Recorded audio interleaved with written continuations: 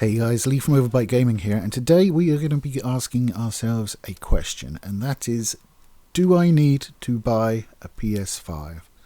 Now, I've had a couple of weeks with it now, so I consider myself more sort of educated in its use and what it does and all of this jazz. And honestly, the short answer is probably not. I mean, there is a sort of two-pronged approach to this. So let me just cover the assumption that you are able to buy one if you want to. And we'll go along with that train of thought before I switch over to the limited supply version of my thoughts on the topic. So at the moment, there's not really a whole bunch of stuff that you need a PS5 for. There's not very many exclusives. The exclusives that you got are generally Sony exclusives, like Miles Morales. That's also available on the PS4. Even Demon's Souls, which obviously looks a lot nicer, runs a lot nicer, but I mean, you can get that on PS3, so it's a remaster, yes, but if you want to just have the Demon's Souls experience, it's there for you already. And a lot of the games that are being announced on there are either multiplayer, or they're just announced, or they're coming soon. The PlayStation 5 section store is relatively spartan. There's a few things you can buy on there, like Bug Snacks, but I don't talk about Bug Snacks because I bought it, but I can't say I'm really into it. I know some people have been, which is, you do you. And a lot of the stuff on there is some cheaper stuff. Certainly that's multiplayer as well. I did resubscribe to PlayStation Plus purely so I could get the full experience for you guys. And I also wanted to try the Final Fantasy remake. Final Fantasy VII Remake, which is for free this month on PlayStation Plus, and that's good. But again, it's available on the PS4 as well. So, as for the performance of the console, I don't think it's necessarily massively better than the PS4 in graphical terms. If you look at the PS4 version of Miles Morales and the PS5 Miles Morales, it is noticeably better, but is the increase, £500 worth? Probably not. Probably not, no. And I have been playing some FIFA 21, the PS5 version, and I've noticed some stuttering. And, it's FIFA. Why is there stuttering? I've never had a FIFA game on a console or PC that stuttered before. It's kind of low rent. I know they're using Frostbite now, but I've got FIFA 20 on my PC, and that doesn't stutter, and that goes at like 200 frames per second on my PC, so there's that. But there's really not a whole bunch to say. I mean, in future, yes, you've got games that will be coming out that you will only be able to play on that, so if you want to play them, you have no choice, you have to get the console, which I don't necessarily like. I mean, I'm not buying an Xbox this time around because Game Pass and PC, so if PlayStation released all their stuff on PC, not just their PS4 legacy titles, which you get basically for free as a PS Plus member anyway, then I wouldn't have to buy consoles at all, and that would be lovely and save me money, so I would enjoy that. Having said that, I have played a lot of it, and not just because I felt like I need to talk about it. I am genuinely enjoying my time revisiting some of my older games and playing some of the new stuff. I even picked up Call of Duty Cold War. I'm not a huge Call of Duty fan. I generally play them for the campaigns, which is why I think this Black Ops 3 I'm never going to touch, because A, I'm not a multiplayer gamer, and B, it's like a lot of iterations ago now, so whether or not it would be a good community to join this lately, and who knows. But I mean, I've been playing it. There is an option for ray tracing, but there's not like any other options. That's the sole graphical option you've got, and it looks okay, but it is noticeably chuggier with it on, so I generally leave it off anyway. It looks fine. I'm sure it would look better on a dedicated gaming PC, but it's a console version, and it's fine. There's nothing wrong with the visuals on it, and if you turn ray tracing off, then it doesn't really chug. I think the problem with the ray tracing is, obviously this is AMD's first time around, and even like the 6800s and stuff like that are having trouble with ray tracing just because they don't have the experience and they don't have an equivalent of DLSS yet. so they can't compensate for the decrease in frames because of the ray tracing, and obviously they've not got the experience Nvidia have with it yet. I think that will change, and hopefully they are coming on with their own version of DLSS at some point in the future as well, which hopefully will be just a software update and you won't have to get a new card for it, because that would suck. I believe it is going to be a software update. The storage has become an issue now though.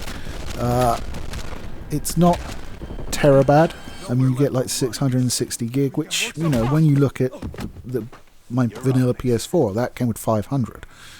So it's not out of line and it's not terrible, but when you do install something like Call of Duty Cold War, I think like the base game is like 120 gig, and then you've got a load of campaigns so like 15 or 20 gig as well. So you do find that like a third of your available space, or even approaching a half maybe, no, I think a third's fair, is eaten up by this one game. So I'm kind of like wanting to finish the campaign so I can get it off of there. I mean, it's not a huge issue because obviously the read-write speeds are faster on it, and the Wi-Fi connection is a lot faster as well. So these are all good things, and it means that if you have to re-download a game, it doesn't take forever. I mean, Warzone, I think it took about 25 minutes on my connection for the 120 gig, which isn't bad, you know. You just leave it on, you know, make yourself a cup of coffee, go to the toilet, you can come back, it's done, it's not a problem. It's a pain in the ass when you want to play something and you're trying to decide what to delete, but that's an age-old problem which you can't really level with at console too badly. And the load times, some are impressive, like the travelling in the Spider-Man remaster is noticeably quicker. In fact, they disable the subway scenes because it's so quick.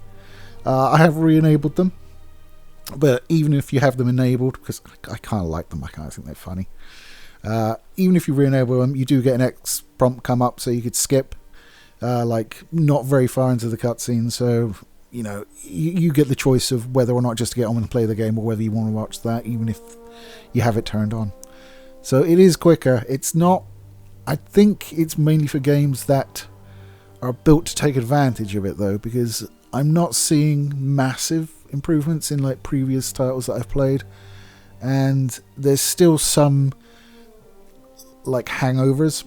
So for instance, the UFC games always have this thing in the entrance that when it cuts like to the close-up of the fighter in the cutscene, it tanks for a little bit and then it catches back up and it's fine.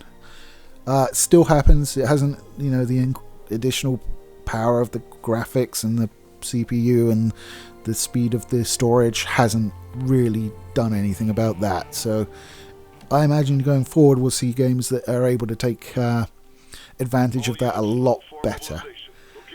So I mean, it is an upgrade. I mean, my TV is only capable of outputting 60 hertz. It is 4K, so I am able to take advantage of some of it. So I mean, 60 FPS is fine for games. I mean, you always want higher if you can get it, but 60 is perfectly playable in my opinion.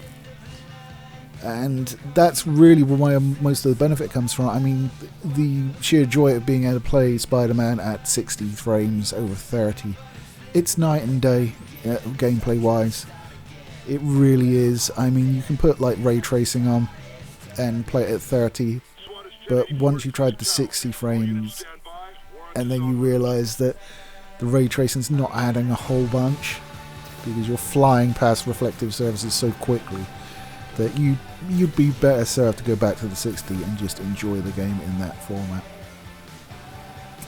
So if we could get it whenever we wanted, I probably would say wait until there were more exclusives coming out, stuff that you needed the console to play. Certainly if you're a PS4 Pro player, not just good at PlayStation, you know.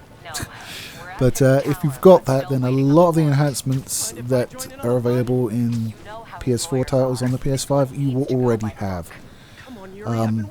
So it becomes even less of an attractive option. However, supply is not as we would wish it to be, obviously. It is pretty much like finding hen's teeth. in that you just can't get one. I was extraordinarily lucky to be on the Amazon page when the stock came in and was able to get one, because I'd signed up for updates, but they never sent one. So don't trust your updates, I think is the best message there. It's like, do a daily look, and I mean, even if you do a daily look, you could still miss it because it's in stock and gone. Now, I think, I wouldn't say Sony are entirely blameless, but I think the brunt of the blame has to fall on AMD here, because, I mean, I know when they signed contracts, like, the pandemic wasn't a thing, but when you think they took up duties for GPU and CPU for both versions of the PlayStation, both versions of the Xbox, also they're releasing new Ryzen chips and new Radeon graphics cards, and you're kind of like, how did you think that wasn't going to be a problem? I mean, even if supply of material was fine, your factories would be loaded down pretty heavily to keep up with that. I mean, I probably would have liked to have seen at least one of the consoles go to Intel and Nvidia. Not because I'm particularly pro one or the other, but at least that way one of the consoles might have come out properly, you know? Because if you take that sort of weight off of one and sort of spread it around, it's going to result in more stock and more supply, and then you don't have to worry about, like, one company have to reduce everything, which is the case that we have. And then, of course, the pandemic hits and supply of silicon becomes an issue. I mean, and you're kind of in a you're kind of really in a bad position, and that's why everything is so rare, from graphics cards to CPUs to both versions of both consoles. It's just ridiculous. They're having to do so much, AMD, with so little, and obviously they're not able to do it. And you know, it was an undertaking that they agreed to do, but the pandemic has just made it impossible for them. I mean, they're talking about, I don't know, 4 months' time, by the well, maybe three now. By the time they think they'll be back on shelves, I wouldn't trust that. They're still releasing variants of the new graphics cards, new ones, and you're like, you can't produce the ones you've already announced. What are you doing? Okay, Yuri, all done. What's happening? So, when it comes down to it, if you want a PS5, Yuri, and you want it for stuff that's going to come out, say, this year, and you can afford it, then I would absolutely jump on it. Because what you don't want to do is you want to be like, oh, I'll leave it, I'll wait until, you know, they're back on shelves. Don't pay scalpers prices, make that very clear. That's ridiculous, don't do that. But yeah, if you see one, get it, as long as you can afford it, obviously. And because when the exclusives do start trickling out this year, you might find yourself in a position where you want to play that game and you don't have a console, and you're not going to be able to get a console. So if you have the opportunity and the money, then I would say buy it. If supply wasn't an issue, I would be like, yeah, just hold off. You don't need it for much right now. About the only thing I can think of that's actually exclusive to the 5 and would be like a console shifter is, you know, Demon's Souls. But as I said, there is a PS3 version available, and it is kind of a niche game in the fact that, I mean, you only have to look at Snare's reaction to Bloodborne and her review. there are people that don't enjoy the continual fail state until you actually get it, which I can understand. I generally play things on easy. I mean, I do enjoy the Dark Souls games and Demon's Souls and Bloodborne, because of the huge adrenaline dump you get when you beat a boss. I mean, it's so difficult that when you actually do it, you do get legitimately that sort of dopamine hit, and you're like, hi, yes, I am the man. But it comes so few and far between, it's just kind of like, well, it's a lot of effort, and I'm not big on effort. I'm a low effort individual. Ask my bosses. Anyway, guys, that's my opinion. I mean, I enjoy having it. I've been playing it a lot. I've probably been playing Spider-Man is what I've been playing mostly. I mean, I've completed the main game and 2 of the DLCs now. I'm just working on the last DLC to finish it all up. But I mean, again, I had all that on the PS4. I'm just replaying it because it's a good game and it's at 60 FPS now. If you can deal with the 30 FPS, then there's no reason outside of stock issues. Anyway, guys, let me know down below what you think. Have you upgraded recently? Are you planning to upgrade? Well, as quickly as possible, I should say, because, you know, planning to upgrade and actually being able to upgrade at the moment is kind of detached from each other. But let me know down below your thoughts, whether you think it's I mean, obviously, I have the privilege of being able to play it, which a lot of people don't. And, you know, if someone had said to me, no, you want to wait on this, it's, you know, there's nothing really out for it, I would have been like, bullshit. So I'm exactly the same. I know. I think the only person I know that's actually purposely holding off is my dad. So, yeah, shout out Dad. He's probably just waiting for Christmas. No, he's actually got an IOU from his fiance, so she owes him a PlayStation 5 because she wasn't able to get it for him for Christmas. That's cool.